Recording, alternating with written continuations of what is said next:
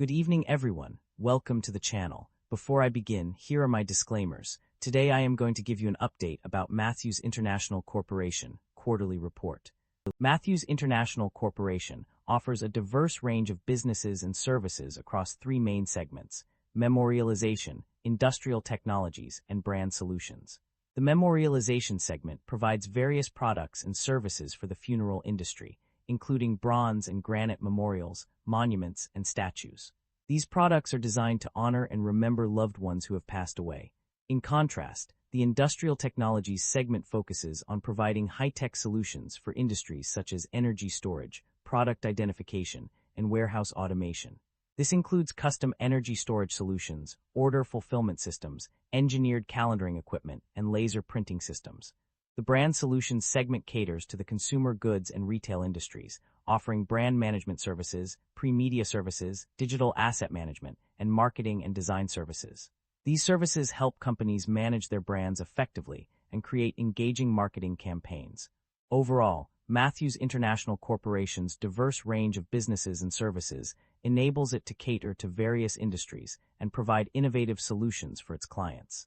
Unfortunately, I don't have access to the text you provided. However, I can still provide a general essay on what might cause a stock price to drop. The stock price of Matthews International Corp has dropped slightly over the past year due to various market and economic factors. One possible reason is the decline in demand for its products or services, which could be attributed to changes in consumer behavior or preferences. This decrease in demand can lead to reduced revenue and profitability, causing investors to lose confidence in the company's future prospects. Another factor that might contribute to a drop in stock price is increased competition from other companies offering similar products or services. If Matthews International Corp fails to innovate and adapt to changing market conditions, it may struggle to maintain its market share, leading to decreased revenue and profitability. Additionally, economic downturns or recessions can also negatively impact the stock price of a company like Matthews International Corp. During times of economic uncertainty, consumers tend to reduce their spending on non-essential items, which can lead to reduced demand for the company's products or services. Lastly, poor management decisions or lack of transparency in financial reporting can also erode investor confidence and cause a drop in stock price. If investors perceive that the company is not being managed effectively or that its financial reports are inaccurate, they may become hesitant to invest in the company, leading to a decline in stock price. Matthews International Corporation market capitalization of $1 billion is materially smaller than most of its industry peers of roughly $4 billion. Matthews International Corporation trades at a higher price-to-earnings ratio of 36 times and a higher price-to-book ratio of 1.49 times relative within the industry. This makes the stock appear much more overvalued compared to its peers. However, the broader industry is also trading at elevated valuation levels, suggesting sector-wide optimism rather than company-specific overvalue. Investor should evaluate if the stock is worth its premium price. The leverage on the balance sheet appears elevated, with liabilities of 72% of total assets. This raises some concern, and we should examine the industry and nature of the business to determine whether they justify the elevated leverage. Average liabilities have declined over the past 5 years, indicating improving balance sheet discipline and reduced financial risk. Shareholder equity has weakened over the past 5 years, accompanied by declining or negative operating income. This suggests the business may be eroding shareholder value and warrants caution. Although shareholder equity has increased, the share count has risen while revenue is declining. This raises concerns that equity growth may be driven by dilution rather than business performance. The sustainability of the business model remains unproven. The company have a dividend yield of 3.97%. The income statement shows that the company revenue have been declining annually even though operating income have been improving. Although the drop in revenue is concerning, we can tell that management have been able to reduce cost. The primary drivers of revenue growth and decline are multifaceted and varied across different regions and segments. On the revenue decline side, the sale of European rotogravure packaging and tooling businesses in December 2025 was a significant contributor. Additionally, the contribution of Brand Solutions segment to Propellis Group on May 1, 2025, resulted in a substantial decline in revenue. The Asia region also experienced a drastic -91% revenue decline. On the other hand, revenue growth was driven by North America, which saw an impressive +8% increase. The memorialization segment also contributed to revenue growth with a +7.2% increase. Furthermore, the contribution of SGK business to Propelys on May 1, 2025, added to the revenue growth. Inflationary price realization and favorable impacts from acquisitions were key drivers of revenue growth in the memorialization segment. Improved price realization and benefits from productivity initiatives also contributed to this growth. However, it's worth noting that the gain on divestitures was a decrease, indicating a negative impact on revenue. Overall, these factors highlight the complexities involved in driving revenue growth or decline across different regions and segments. The financial performance of a company has shown significant improvement between 2024 and 2025. The most notable change is the shift from a net loss of $3,472 in 2024 to a net gain of $43,629 in 2025, resulting in an increase of $47,101. This positive turn can be attributed to various factors. Firstly, profit margins have improved across different categories. Gross profit margin has increased by 10.3% from 34.2% in 2024 to 37.6% in 2025, while adjusted EBITDA margins have seen a significant jump of 31.3% from 12.7% to 16.6%. The reasons behind this improvement are multifaceted. The company has experienced an increase in revenue, which is a key driver of profit growth. Additionally, the decrease in minimum pension liability and fair value of cash flow hedges has contributed positively to the bottom line. Furthermore, comprehensive income has also seen an uptick. It's worth noting that the gain on divestitures net increased significantly and income loss before income taxes improved. The company's financial performance has turned around dramatically, with net income turning positive in 2025 after being negative in 2024. Overall, these changes indicate a significant improvement in the company's financial health. The company's financial performance has shown a significant improvement in recent years. One key indicator of this progress is the generation of positive operating cash flow.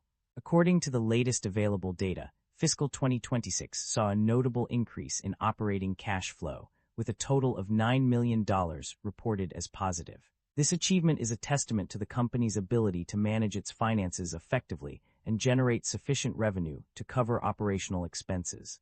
The generation of positive operating cash flow is a crucial aspect of any business, as it enables companies to invest in growth initiatives, pay off debts, and maintain financial stability. The company's debt level has undergone significant changes over the past year.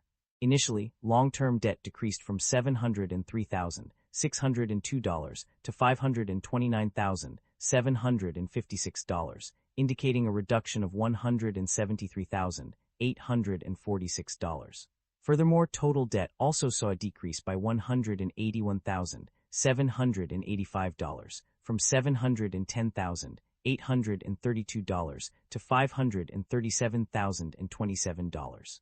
A closer look at specific debt components reveals that outstanding U.S. dollar-denominated borrowings on the revolving credit facility decreased from $384,233 to $213,986, while the aggregate principal amount of 8.625% senior secured second lien notes was redeemed entirely. In terms of interest expenses, there has been a notable decrease. The company's interest expense dropped by $1,049 from -$15,682 in 2024 to -$14,633 in 2025. Additionally, the interest expense decreased from $16,854 in 2024 to $15,301 in 2025. The weighted average interest rate on outstanding borrowings also saw a decrease, dropping from 5.17% to 3.68%. These changes indicate that the company has successfully managed its debt and reduced its interest expenses over the past year. The performance of various segments and regions was a mixed bag in the year 2025.